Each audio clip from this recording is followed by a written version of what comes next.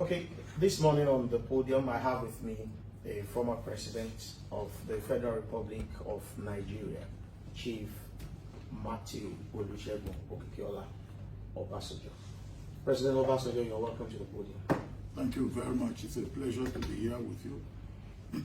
I'd like to start from the economy, because while you were president, that was very paramount to you.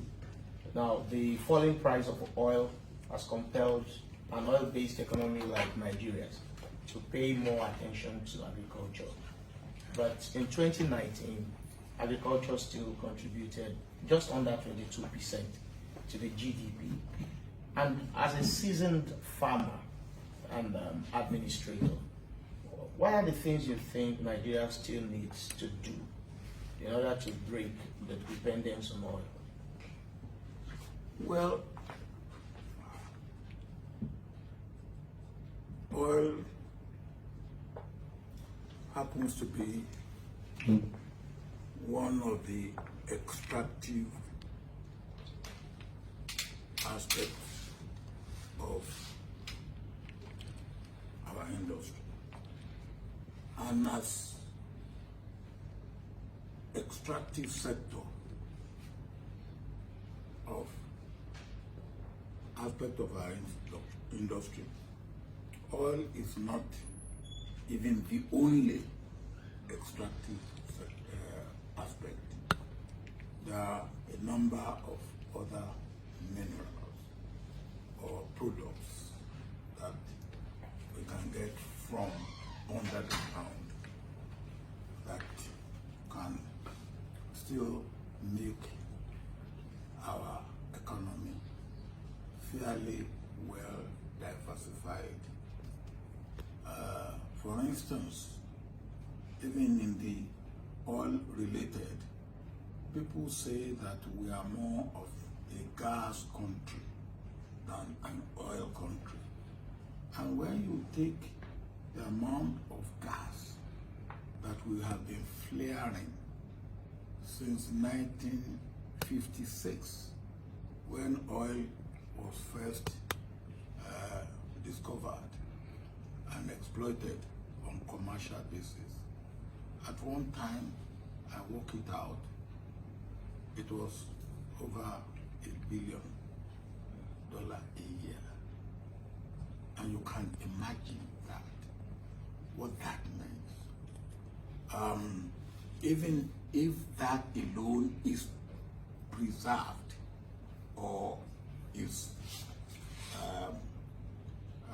explored and exploited and utilized either as a domestic means of energy or exported, you can see what impact that will have on our economy. That is even oil related, not to talk of other minerals. And that is all on the extractive industry. But for me, and you touch on that, I believe the most important aspect of the aspect of what should be our economy is agribusiness.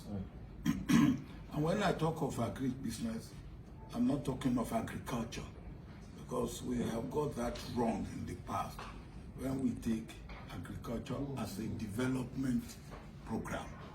And I tell you the difference between agriculture as a business and agriculture as a development program. When you take something as a development program, you only pay attention to it when there are resources. When you take something as a business, you always make sure that it continues as a business. Agriculture must be taken as a business. And if you are taking agriculture as a business, first of all, you don't go into a business without thinking it through. You have to think it through, and you have to make sure that at every stage, I was talking to some people the other day, I said, look, there are about 7 important things that you take care of in any business.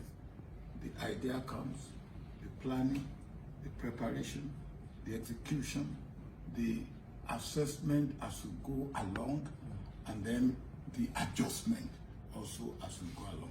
Now, that must be the way you take agriculture and as a business.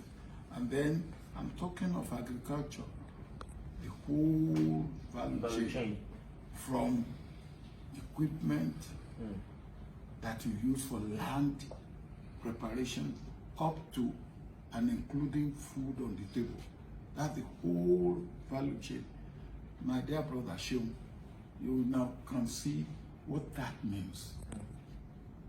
From land clearing, land preparation, through what to plant, the type of seed, the hybrid seed, those who will provide it, the input, other inputs, chemicals, herbicides, and fertilizer, up to harvesting, processing, marketing, transporting, storage, and up to the market, and then food on the table.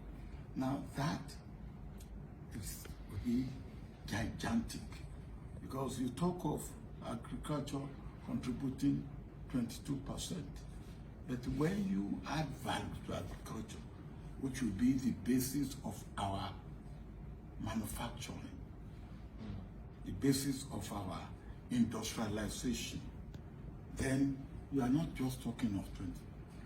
You can get more. You are talking of 70%. Now, when you turn maize or cassava to starch, and from starch you turn it to glucose, then you are talking of other different matter altogether. So agriculture to me is not the issue, it's agribusiness, and which also include agro-industry, which is one aspect of the old body itself. the old body. Okay, so now, having looked at the explanation you gave about the process we need to go through, now where Nigeria is today, if I may ask, how long do you think is likely to take Nigeria before we get to that point where agriculture accounts for 70%? When people like you join agribusiness, then we will get there. Okay, President. Now it's easy. You wearing what you are wearing now and talking to me. Don't go and get your hand dirty out there. Go and get your hand dirty. But then, the question is, what about the creation of an enabling environment for those interested in agriculture to thrive? The enabling environment for you? The government. Now, when you went to school, who created the enabling environment for you? Tell me, when you went to school, who created the enabling environment for you? But what? Answer me that one.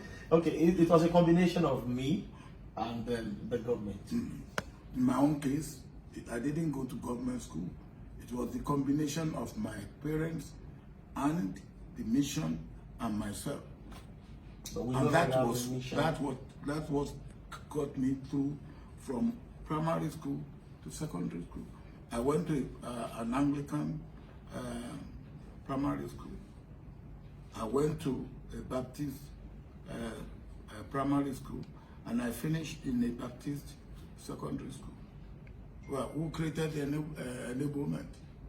Your parents. God, my parents, and the mission, and myself.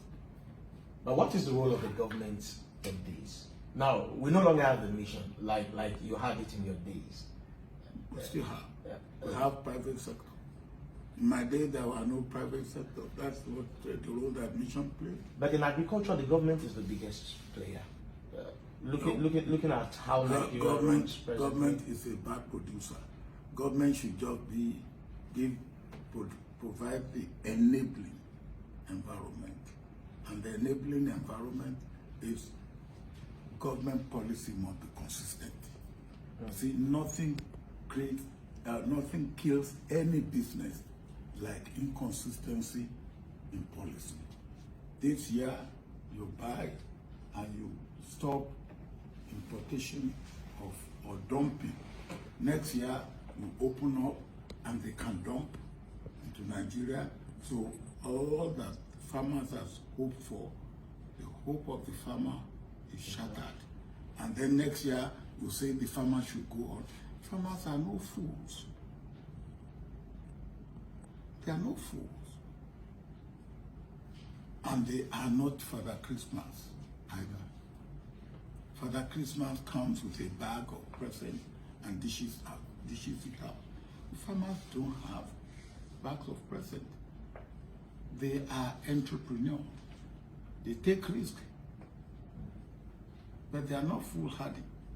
They take calculated risk that if all these go well, then they will get something.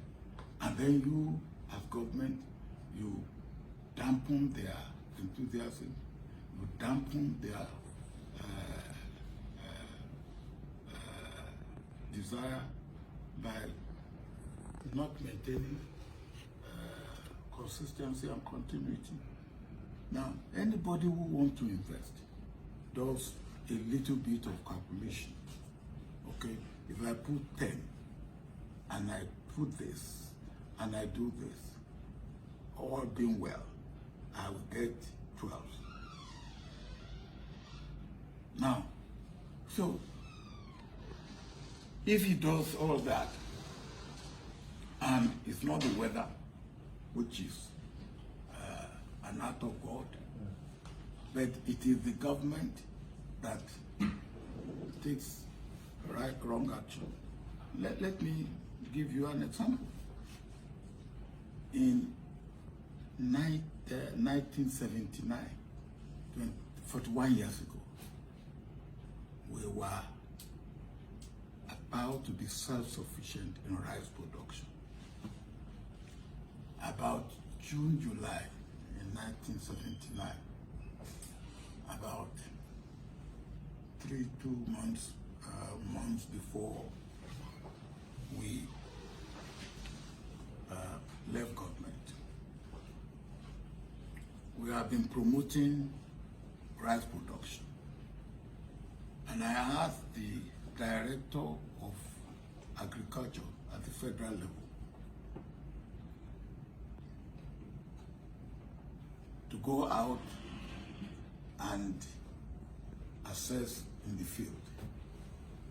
And he came back after I had gone out and said, "Sir, what I've seen in the field go around, if we are not self-sufficient this year in rice production, we will be self-sufficient next year. But you have to give incentive." I said, "What incentive do we have to give?" He said, "You have to ban importation of rice." I said, "That's no problem." We banned importation of rice.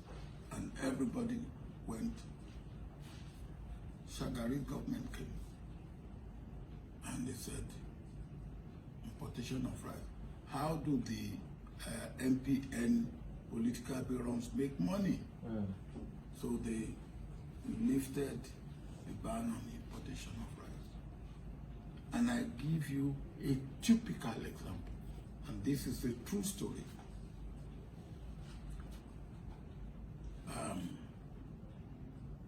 One of the MPN barons went to America to order importation of rice. He was a prince from Elisha. And after he has ordered the rice, he went to the people he ordered the rice from, that they should ask for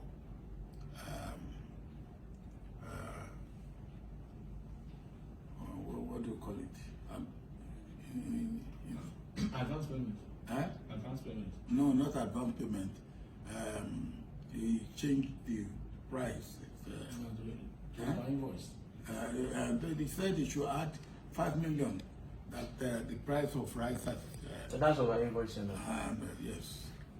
So, and the people said, well, Prince, you want us to do this? He said, yes, you will be paid. And he did. Then the rest came, and he went back to America. I said, look, give me $2.5 million out of the $5 million of our invoice. He said, no, we give you $1 million. I said, no. The man who was with Maitama Sule was permanent representative at the UN. Really, they have nothing to do with, because there's an embassy which will part of the Nigerian embassy in Washington, in New York. But this Prince, because the deputy permanent representative is an Elisha man, he went to report. And the Elisha man, feeling that, oh yeah, it's my brother, my Prince, called the American, and they came. And then the ambassador, the deputy permanent representative, now, we will not tolerate anybody cheating Nigerians. And after he has said all that, they look at him and say, Mr. Ambassador, we are not cheating anybody. Now this is the story. Prince came and asked for invoice. We gave him genuine invoice. After the orders have been placed, said we should add $5 million. We took a risk because with that we might not have even been paid our for the commodity. And then we got the money, and we thought if he has taken any risk at all, it's not worth more than $1 million. So we gave him $1 million. The ambassador, who told me this story himself, said he felt like digging a hole. And entering into it. And entering into it. So, the Nigerian rice producers all went down. Discouraged. The importers were making money. And we haven't got out of that in 41 years. What we should have achieved 41 years ago, we are still struggling today to achieve it. So that is what I mean by government providing conducive environment. Government is not a producer. The Nigerians will look, and farmers are hard-headed calculators. They will look at it and say, look, if you do this, we do this, we'll get there. Yeah. They are not broadcasters like you. Okay, so let's move to events of the moment now. Now, watch that. COVID-19. No. I'm not going. I'm not going to that. Okay. Now, COVID-19 has exposed a lot of issues with economic planning in Africa. Now, not only in Africa, all over the world. I'm just trying to push my focus on Africa because I know how much interest you have in African affairs as a leading leader on the continent. Now, it is clear Africa wasn't prepared for the economic and social issues. We were not prepared that the pandemic threw at us. Okay, so so now we're at this point. There are arguments about when tertiary institutions, government-owned tertiary institutions should resume. What do we need to do in the health sector and all? Now, what do you suggest should be the new line of action for African leaders in order to address the deficiencies we have? First of all, I agree entirely with you that we were ill-prepared for the COVID-19 pandemic. We were not prepared for it. And our health service infrastructure system very, very weak. I believe one thing that was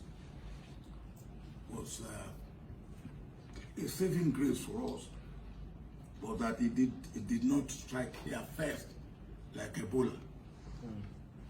It struck. Remember that, and so we were able, on a serious note, to learn a few lessons from what happened and what measures others were able to take. We were also lucky because an organization like WHO was there and it's an organization that had taken this very seriously and was dishing out what should be measures to be taken. So I believe that in those ways we were lucky.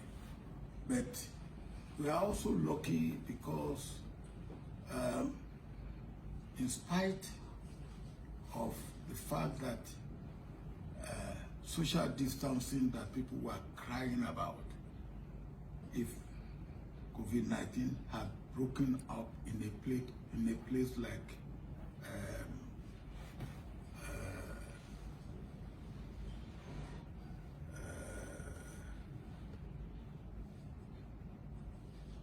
not so really. That place near Apapa, where Ajegule. If COVID-19 had broken up in a place like Ajegule or Ayobo, you can imagine how devastating it would have been. Because there are places where it doesn't matter what you do, you say. There are 12 people living in a room, 12 by 12. So what social distancing are you talking about? What isolation are you talking about? But thanks God, it hasn't gone that way. And that even made our people complacent. They say this COVID-19 is not a disease for the poor. It's a rich man's disease. Since it went to Asovilla and it's looking for governance and things, they say no. They say our own disease is Lassa fever, which is brought by rats, and but that too, you are laughing, Joe. But that too, we should let them know that no, that's wrong. That look, this thing knows no social age, gender, distinction, and it catches anybody. But what we have been told, social distancing, using masks. You are not using now. I have my face mask. But, because I'm talking to you. Okay. You have yours, I have mine. Lady, you haven't got yours. No, don't come near me.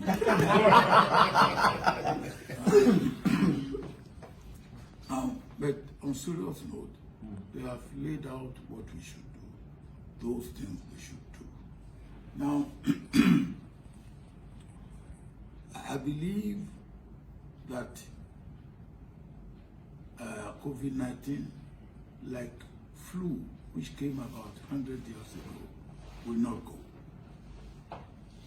Flu is still with us, but flu had been rendered almost completely impotent. For you to hear that flu kills anybody today, you'll be wondering. What very mysterious. Okay. It will be something else. And then there is jab that you get every year. We don't do it here, but I believe in America, anytime I go there, they say get flu jab. I believe we will get vaccination too, that will be able to take care of COVID. And then when that happens, we will take the COVID-19 vaccination maybe for 1 year, maybe for 2 years, maybe for 3 years, I don't know. And then we must be prepared to be able to get that vaccination when we should test we should carry our own test on whatever vaccination comes from anywhere, whether it comes from America, from Europe, from China, or even from Russia, wherever it comes from. We should test and make sure that there are no other things beyond the vaccination to deal with us. And I think we also need to make sure that our health facilities are improved upon. But so let me tell you what I do know. During COVID and immediate post-COVID, one problem that we will all face is the problem of food. There will be food insecurity. The Minister of State for Agriculture and Rural Development on Sunday said Nigeria has already borrowed, that was the term he used, we borrowed 5,000 metric tons of grain from ECOWAS. 5,000 metric tons. My dear brother, show 5,000 metric tons of grains. 5,000. Now you see, when you hear that type of thing being said, I didn't hear it. I hope he didn't say that. He said, in fact, he said another 3,000 would be given just wait, my dear. As donation. Yeah, just wait. Now, if that is what the Minister of State for Agriculture is saying, then he doesn't understand what food security means. With all due respect, look, 10,000 grains of maize, 10,000 grains of maize will be used by a farmer, a poultry farmer in Nigeria in 3 months. 10,000 metric tons. So you get 5,000 and you are, what is that? No, with all due respect, we need millions in tonnage for us to be talking of, oh God. That speaks to your concerns that food security will be one of the challenges of the Now that's what I'm saying. Now, and look at what is happening in the Northeast. For about 10 years now, they have not been able to have agriculture the way they should have it because of Boko Haram. Well, are you excited about it? I do not worry about that. If we do what we should do. Like what? Look, if you want to make progress in life, you need patronage. Patronage could be that somebody gave you a lift in terms of resources, in terms of appointment, in terms of promotion. That that happens in life. If I have not been appointed as a commander in the field during the Civil War, maybe I would not have been known as I was known as a result of God making it my lot to end this Nigerian Civil War. Now, that meant that somebody appointed me commander. General Gawan appointed me a commander when the situation demanded that he should look for somebody to go to the war front. All right. Well, when I was appointed, again, it became incumbent on me to perform as I should perform. But I couldn't appoint myself. So you have that everywhere. In everything. You are able to talk to me and interview me today because somebody has appointed you to the position you are. In somebody's organization. Abina, you own the organization? No, sir. So the point that must be appreciated and understood, so that we have to deal with people. Now, the Americans, when I go there, they will say to me, "Oh, how are your new colonial masters doing?" And I say, "Who are my colonial masters?" Referring to China. They say, "Oh, the Chinese." I say, "Oh, yes, they aren't doing too badly. But if they are my colonial master, why are they not America's colonial master?" Depending on the amount of American treasury bills that China is holding. Why are they not America's colonial master? And we have seen it now. When Trump says this, China says this. So, what I am saying is that I don't feel that we should unduly worry. Look, what the Chinese are doing in Africa, if America had their way, they will do the same. And at one time they did the same. Europe did the same, but they even did worse. What we must be sure of, as I said to them in America, that look, nobody should tell us who our friends should be. And we shouldn't tell anybody who their friends should be. We should feel free to make friends. We have old friends in the West, in Europe, in America.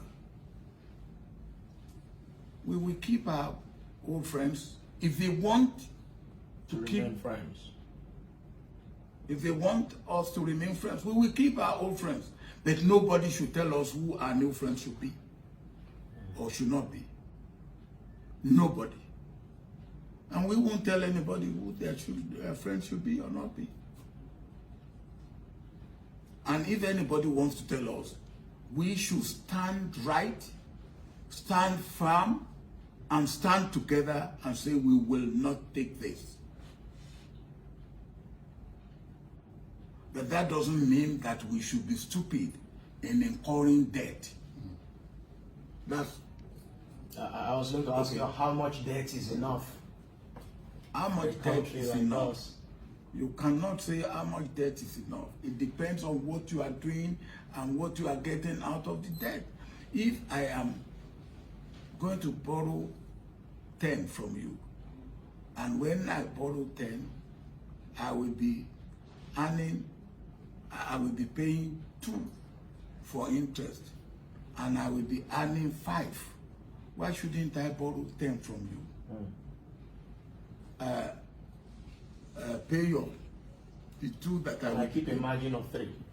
and have a margin of 3 that will be constantly go into my pocket. What is wrong in that?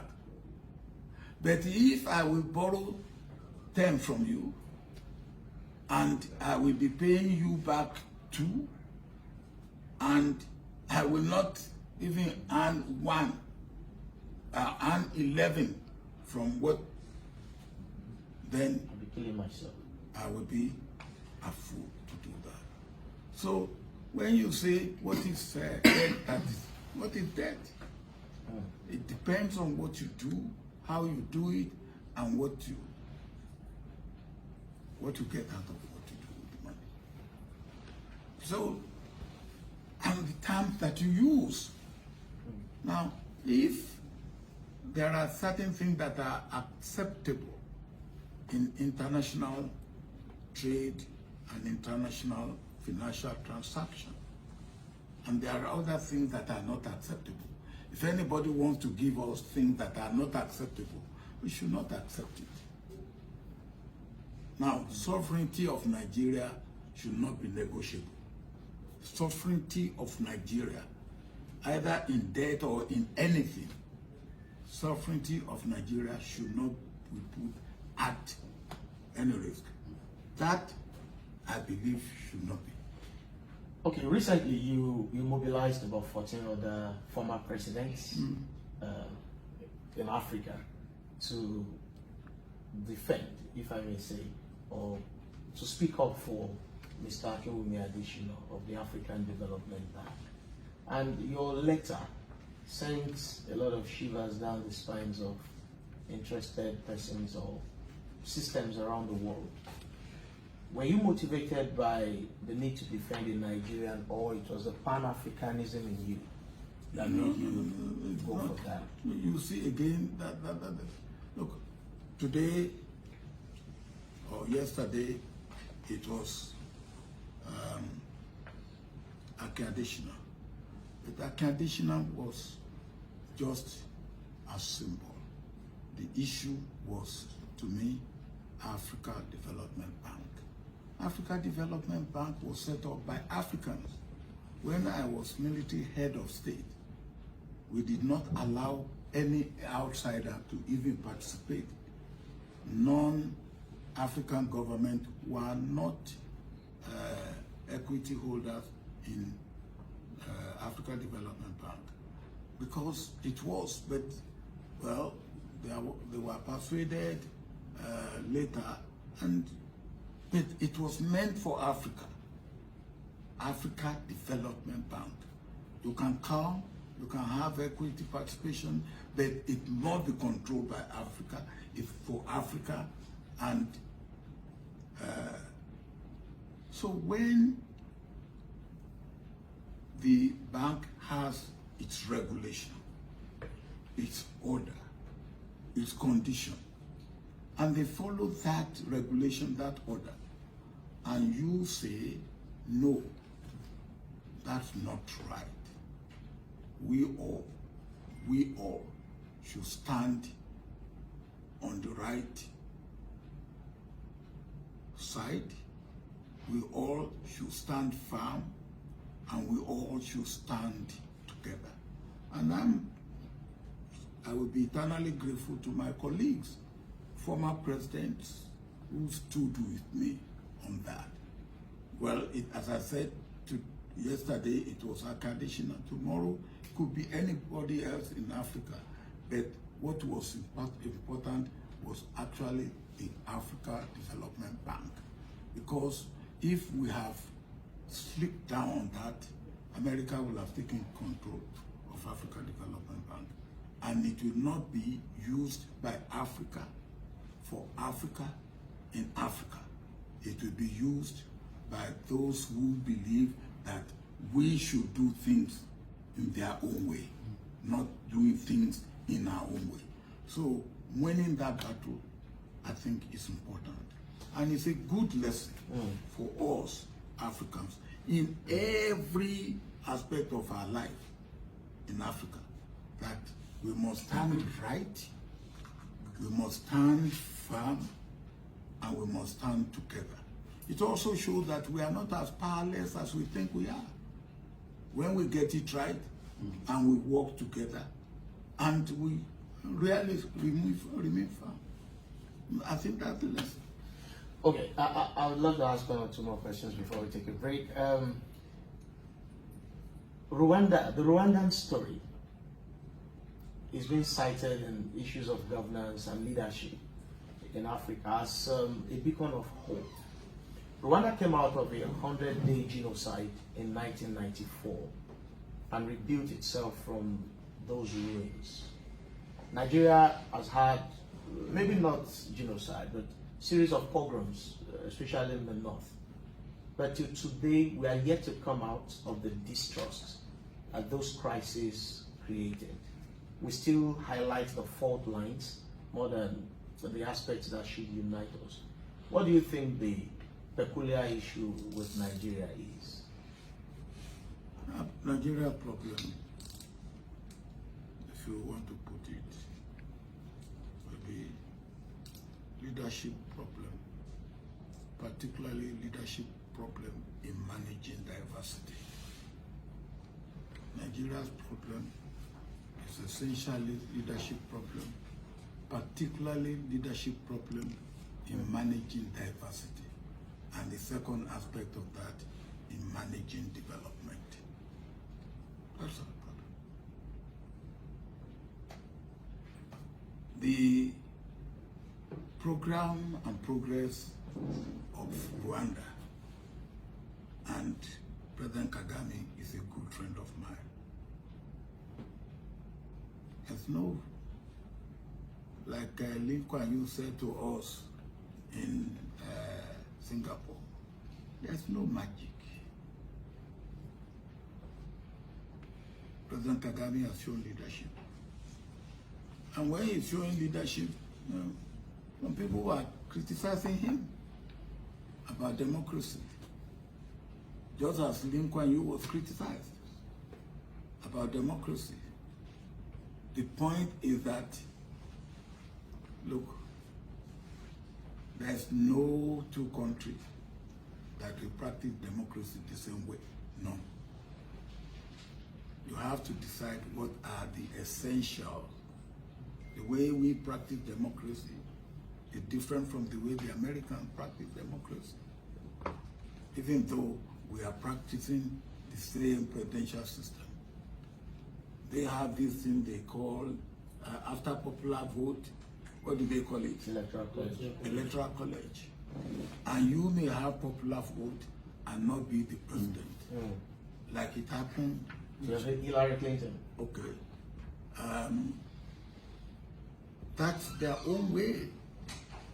In the British, they have first party post. I remember there was a year the total number of votes cast for Labour was less than the total number of votes cast for Conservatives. And Labour has more members of parliament, so Labour formed government.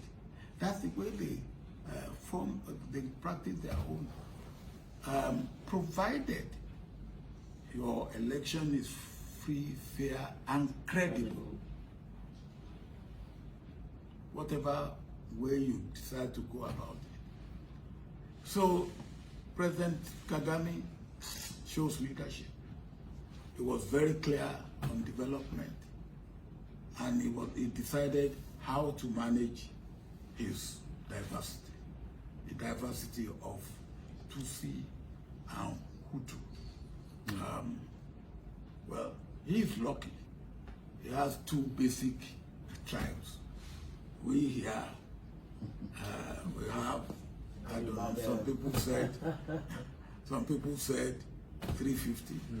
Some people said it's more than 350. But whatever the number, diversity is the way of God. And you not knowing how to manage diversity is the greatest crime that any leader can commit in a various, national, multi-religious, diverse country like Nigeria. And until we get that right, we aren't going to go far. You love Lee Kuan Yew. That was why I smiled when you mentioned I love him. him. You have made reference was a good friend of on mine. several occasions. And then mentioning Paul Kagame. Yeah. And political observers, or let me say leadership observers, since you want us to avoid the word politics now. Leadership observers have put President Paul Kagame, Lee Kuan Yew, the likes of Franz Albert Rene of Seychelles, in a group that they call benevolent dictators. Now, they said there are people who allow regulated expression of human rights for the greater good. What is human rights? Would you push, and that is why I want to ask, sir, do you agree that Nigeria, since this is home, needs a benevolent dictator in the mode of a Paul Kagame, Lee Kuan Yew? I don't see Paul Kagame as a benevolent dictator. I see him as a leader who understands his country and who understands the world he lives in and who knows where he wants to go and who have decided to go that way. But there are allegations of suppression. Well, I don't go rights. by allegations, I go by what I see. And I know Rwanda very well, and I know Kagame very well. You go by allegation, I don't go by allegation. I go by what is the reality on the ground. if you are leader of a country where the international community fold their hands and almost 1 million of the people of your country are slaughtered, and you come back and become the leader of that country, I wonder how much leeway you will give for a repeat performance of the genocide that took place in Rwanda. And the same international community that are talking of benevolent dictatorship in Rwanda, they will all fold their hands when that was going on. And you join them and you talk of allegation. Allegation court. One more question. Allegation court. Thank you, sir.